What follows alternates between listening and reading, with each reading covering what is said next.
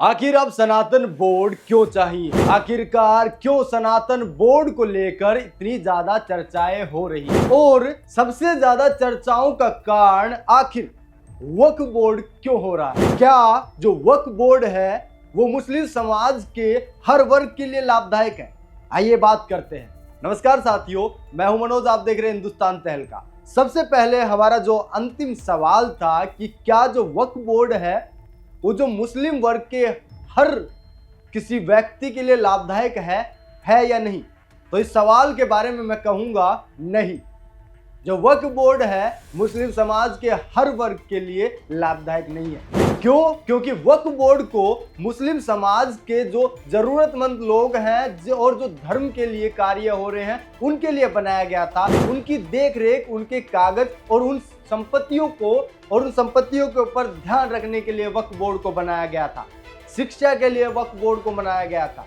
पर इस बोर्ड का फायदा उच्चतम वर्ग के लोगों को ज्यादा होता है, क्योंकि गरीब लोग तो बस आटे की चक्की में घुन की तरह पिसते रह जाते हैं। फायदा होता है जो उच्चतम वर्ग के, चाहे अधिकारी हो, मुस्लिम समाज के जितने भी बड़े बड़े अधिकारी हो, चाहे वो नेता हो, चाहे जो पैसे वाले व्यक्ति, रिच पर्सन हो, इस्लामी धर्म के अंतर्गत समाज के अंदर आते हैं, उनको इस बोर्ड से फायदा हुआ है। वक्फ बोर्ड का इस्तेमाल भ्रष्टाचारी जो लोग हैं वो सिर्फ अपना फायदा देखने के लिए इस्तेमाल करते हैं, अपना फायदा इसके अंदर देखते हैं। और वहीं दूसरी ओर जो गरीब लोग हैं उनको तंग करने का काम वक्फ बोर्ड के द्वारा किया जाता है, और ऐसा लगातार देखने को भी मिलता है। जी हाँ, ये सिर्फ हिंदू समाज के साथ साथ जो मुस्लिम वर्ग के लोग हैं उनको भी वक्फ बोर्ड के द्वारा, जो उनके रूल बनाए हुए हैं उनके द्वारा जो परेशानी है उसका सामना करना पड़ता है। अब आगे बात करने से पहले हम जानेंगे कि वक्फ बोर्ड आखिरकार होता क्या है, किसके लिए इसकी शुरुआत हुई थी,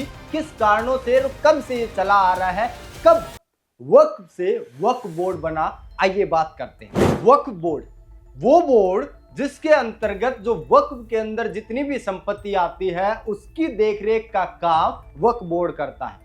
वहीं दूसरी ओर जो इस्लामी धर्म के लोग हैं, जो अल्लाह के नाम पर दान दक्षिणा करते हैं, जो जमीन अपनी अल्लाह के नाम पर दान करते हैं इस बोर्ड को, उसकी देखरेख करना, उसकी कागजी कार्रवाई करने का काम वक्फ बोर्ड करता है। वक्फ बोर्ड का उद्देश्य है गरीब मुस्लिम समाज के जो लोग हैं उनकी सहायता करना। वहीं दूसरी ओर इसका उद्देश्य है धर्मार्थ, जो धर्म के लिए कार्य किए जाते हैं उनमें लाभकारी साबित होना। वहीं दूसरी ओर इसका उद्देश्य है शिक्षा को आगे बढ़ाना और सामुदायिक कार्यों के अंदर लगातार बढ़ोतरी करना या उनकी सहायता करना, उनके लिए कार्य करना। इसके लिए इस बोर्ड को बनाया गया था। जी हाँ, वैसे तो जो वक्फ है वो मोहम्मद गोरी के समय से लगातार चला आ रहा है। इस्लामी धर्म के जो राजा थे उसके समय से लेकर जो अंग्रेज आए समय में भी वक्फ का रोल महत्वपूर्ण था। पर उसके बाद जो वक्फ से वक्फ बोर्ड बनने का काम है वो 1954 के अंदर जवाहरलाल नेहरू जब प्रधानमंत्री थे उस समय पर, जी हाँ, कांग्रेस सरकार जिस समय थी 1954 के अंदर, उस समय वक्फ को वक्फ बोर्ड का रूप दे दिया गया था। इस बोर्ड को 1954 के अंदर ही पारित किया गया था।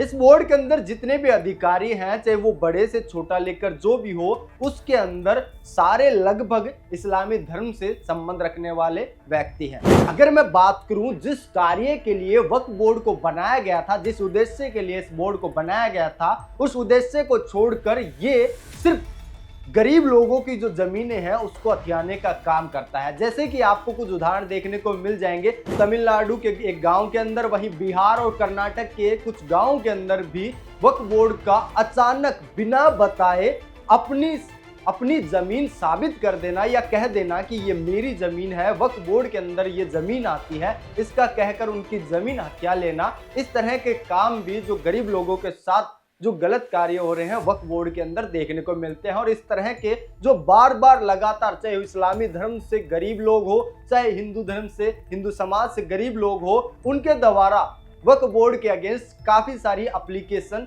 जो कंप्लेंट की गई है।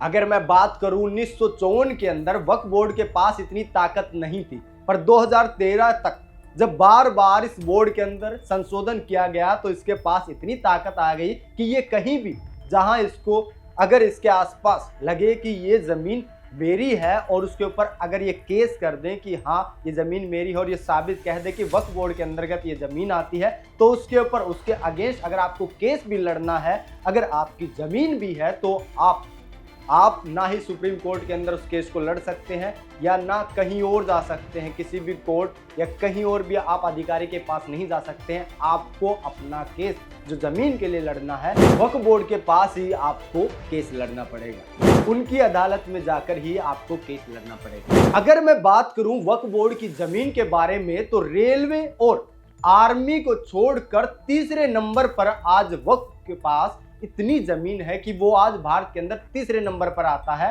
जमीन के मामले के अंदर। जी हाँ, वक्फ बोर्ड के पास इतनी जमीन है।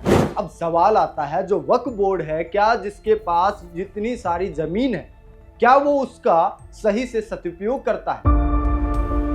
सनातन बोर्ड का उद्देश्य सनातन धर्म का प्रचार प्रसार करना और सामाजिक कार्यों और धार्मिक कार्यों के साथ साथ हिंदू धर्म की गतिविधियों को संगठित करने का कार्य जो हमारा सनातन बोर्ड है वो करेगा, ऐसा देवकीनंदन ठाकुर ने कहा। वहीं दूसरी ओर देवकीनंदन ठाकुर ने कहा कि जो सनातन बोर्ड है उसका उद्देश्य गरीब लोगों की मदद करना और वहीं दूसरी ओर जहां पर जरूरत है वहां पर अस्पताल बनाना और शिक्षा के लिए सही कार्य करना, इस तरह के उद्देश्य सनातन बोर्ड के रहेंगे। वहीं दूसरी ओर सनातन बोर्ड को लेकर भी दिल्ली के अंदर बड़ी जनसभा भी की गई और अब यात्राएं भी निकाली जा रही है। बाकी आपको क्या लगता है, क्या सनातन बोर्ड का होना जरूरी है? क्या वक्फ बोर्ड सही तरीके से काम कर रहा है? आपकी क्या राय है? कमेंट बॉक्स के अंदर जरूर बताना और ऐसी अनसुनी कहानियों के लिए देखते रहे हिंदुस्तान तहलका को। जय हिंद, जय भारत।